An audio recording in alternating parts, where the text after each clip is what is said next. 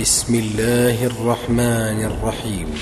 وأخيرا هذه رسالة أوجهها إلى المغنيين والمغنيات وإلى أصحاب القنوات وإلى عباد الدرهم والدينار والشهوات. أقول شبابنا يموتون على غير لا إله إلا الله. شبابنا يموتون على المعازف والألحان. يا أيها الناس اتقوا ربكم واخشوا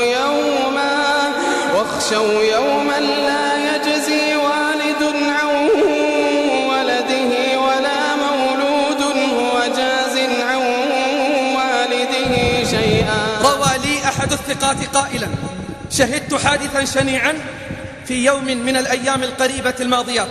سيارة مسرعة ارتطمت بعد تقلبها بشجرة من الشجرات، فاجتمع الناس من حول السيارة المنكوبة، وكنت معهم يعني صاحبي.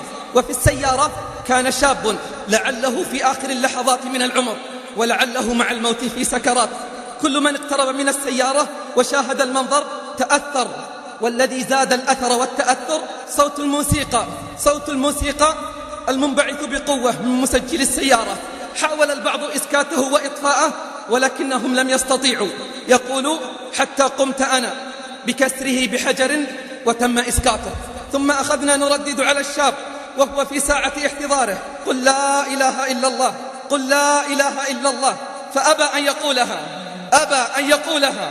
حاولنا معه مرات ومرات ولكنه لم يستجب لنا، حتى فاضت روحه وتوقف قلبه وسكتت أنفاسه. وفي تلك اللحظة الحرجة ساعة خروج الروح، في تلك اللحظة الحرجة انطلق صوت نفس الأغنية التي كانت في مسجل السيارة من جواله الذي كان في جيبه. انطلق صوت نفس الأغنية التي كانت في مسجل السيارة من جواله الذي كان في جيبه. فأخذ الناس حول السيارة يبكون ويرددون: إنا لله وإنا إليه راجعون. خانتهم الأغاني، غرتهم الأماني، وضحك عليهم الشيطان. شبابنا يموتون على غير لا إله إلا الله. شبابنا يموتون على المعازف والألحان. وصدق الرحمن حين قال للشيطان: واستفزز من استطعت منهم بصوتك وأجلب عليهم بخيلك ورجلك وشاركهم في الأموال والأولاد وعدهم وما يعدهم الشيطان إلا غرورا. قال رجل لابن عباس: أفتني في الغناء، حلال هو أم حرام؟ فقال ابن عباس: لا أقول حلالا إلا ما أحل الله، ولا أقول حراما إلا ما حرم الله، لكن قل لي، يقول ابن عباس للرجل، لكن قل لي إذا اجتمع الحق والباطل يوم القيامة فأين يكون الغناء؟ فقال الرجل: مع الباطل.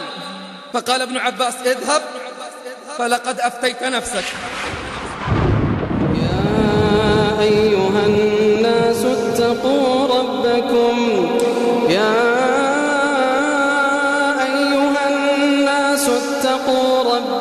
واخشوا يوما لا يجزي والد عن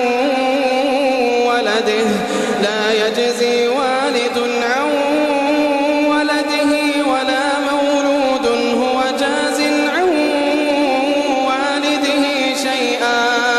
يا أيها الناس اتقوا ربكم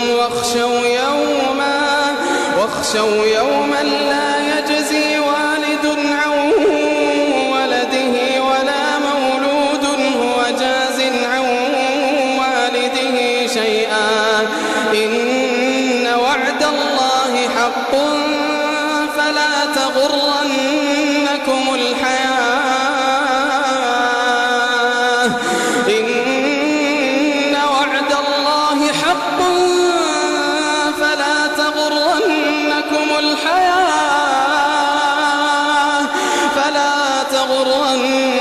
الحياة الدنيا ولا يغرنكم بالله الغرور.